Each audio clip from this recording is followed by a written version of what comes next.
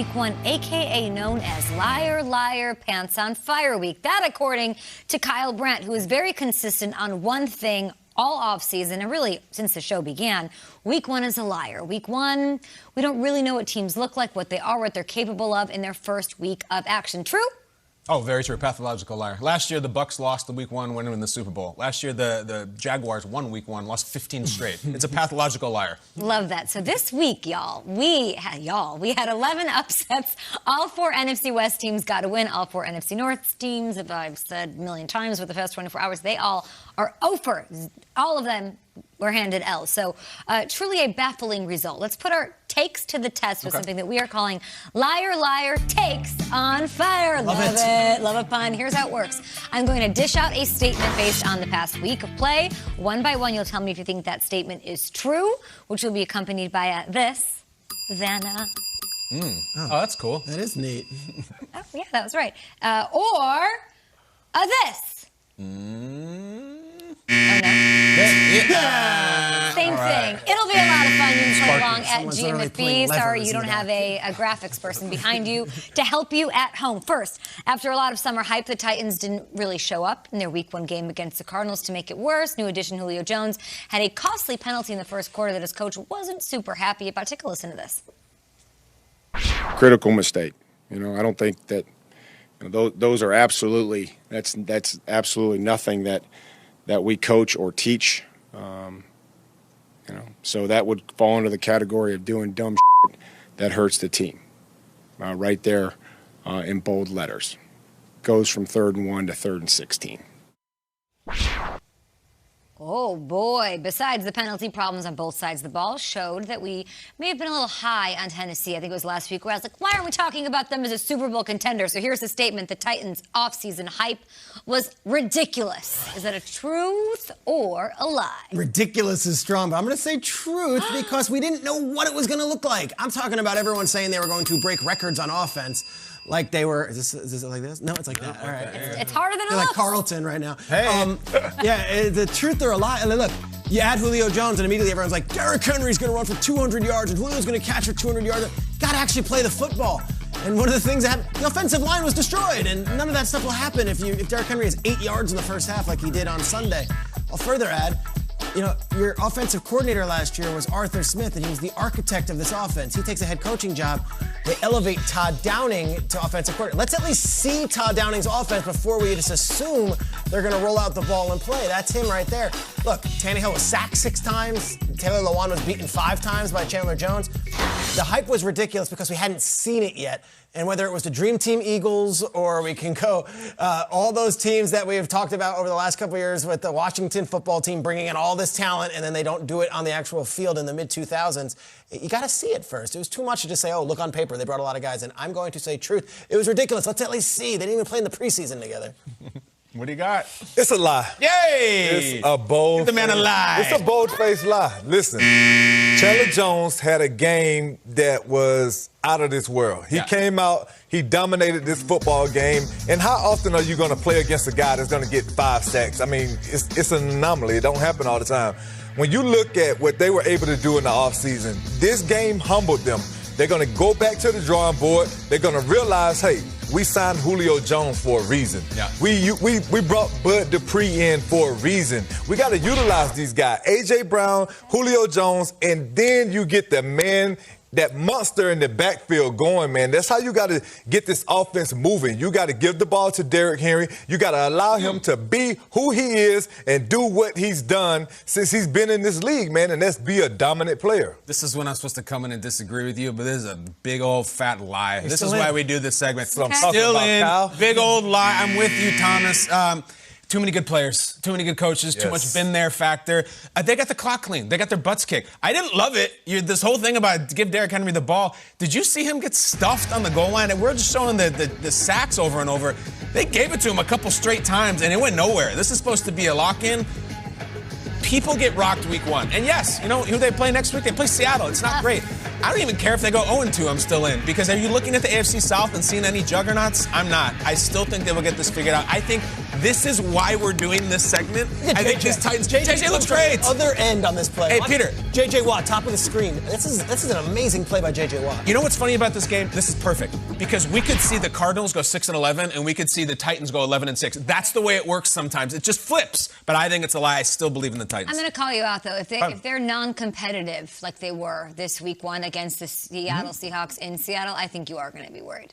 Well, we'll have to do the segment. Listen, if they lose by a little bit, come on. They just lost the Attic game, right? But I have to be worried That's about it. the Colts, Jaguars, or Texans, of which I'm not. That's really what matters. Maybe they won't be that good, but I still think the Titans have it. I do. Vrabel's tone, general mood, they were real Mike scary. Vrabel calling out Julio Jones for a personal foul after week 1 is not something I saw coming. That was In the first quarter, though. The first quarter, yeah. Why are you rolling your eyes at that? You don't like that? I mean, listen, man, that didn't cost them the game. Yeah, I like that. Like, come on, really. A first quarter penalty cost you the game? Why is he doing that? It was a lot more that went into that. Taylor Lewan spoke about what cost them the game. Okay. So why was he so Him hard getting on his him butt like that? kicked. Why do you think he was had that tone? I don't see him like that. He had to take it out on somebody. The way they got whooped, he had high expectations coming into this season as well. And for them to go out and perform the way that they did, obviously he was disappointed. At GMFB with your thoughts. I like this new game, guys. Yeah, it's fun. Thanks for bringing your philosophy to our program. No problem. Unique content. Anytime. Next up, let's talk a little Packers here after months of Rodgers discussions, followed by his much celebrated return in the office shirt. Aaron Rodgers and the Packers did not impress at all on Sunday against the Saints. Not at all. So here's the final statement for this segment. Packers fans should be prepared to get burned this season. Is that a lie or a truth? Ooh, burned. What do you think? Here's the deal. He's not coming back, right? For the 99%, he's not coming back. Right? So this is his farewell season and everything. And every Packers fan is like, you can't trade Aaron Rodgers. 1 week in after losing 31-3, knowing you're getting nothing for Rodgers, he's just going to leave, he's going to retire, he's going to go somewhere else. You will get nothing for Rodgers at the end. I ask you guys let me just put this to the table.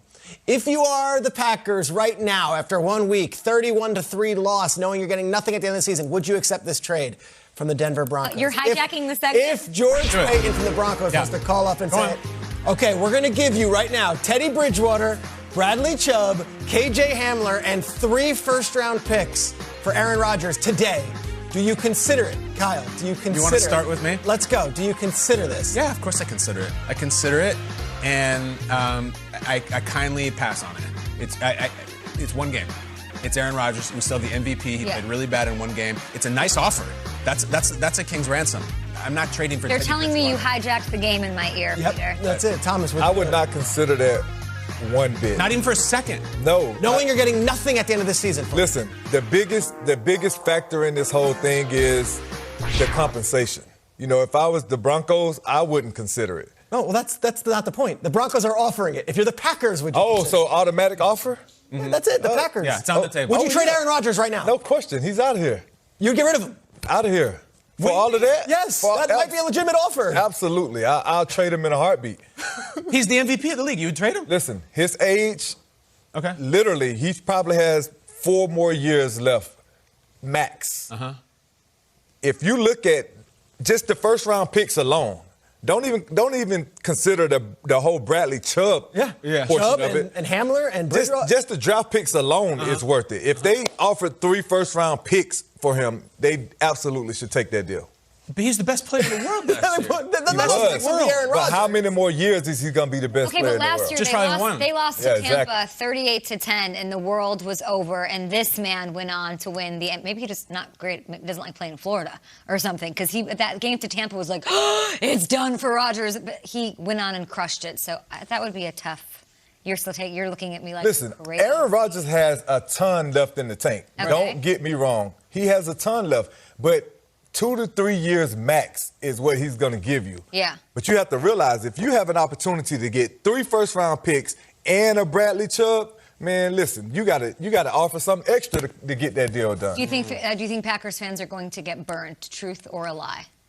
I think they are absolutely going to get burned. And Hit the animation! The reason why I think that is you look at this offseason and the way things went with Aaron Rodgers and, the whole debacle about, him not being happy about the way the organization has handled the players.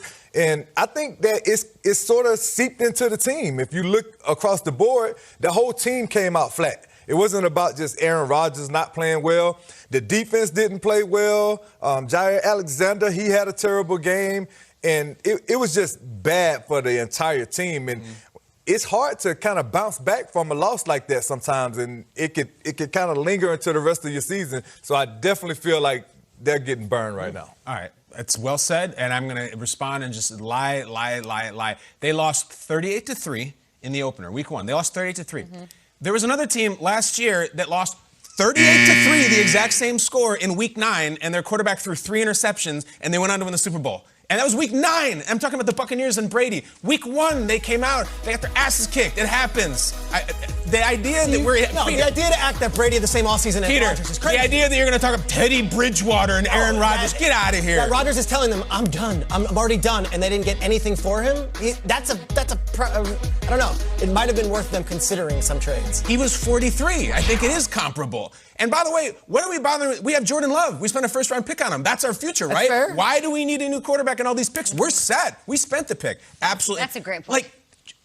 Be careful. The Packers play the Lions on Monday night. Be careful with your takes right now. Yeah. And I'm not talking to you guys. I'm talking to everybody about the Packers. Be very careful. This could really burn you because this next Monday night could be hell. Is there anything you're more certain of than this was an outlier game week 1 for the Packers against the Saints? That I think Chiefs are going to, but it was an outlier. I would bet my life that Aaron Rodgers comes back surging. I agree. Oh, God. You do too. I do, absolutely. My point was, they know they're getting nothing for him at the end of the season. If they don't win a Super Bowl, this season is lost. It's Super Bowl or bust, and that's it, because Rodgers is out the door. Do you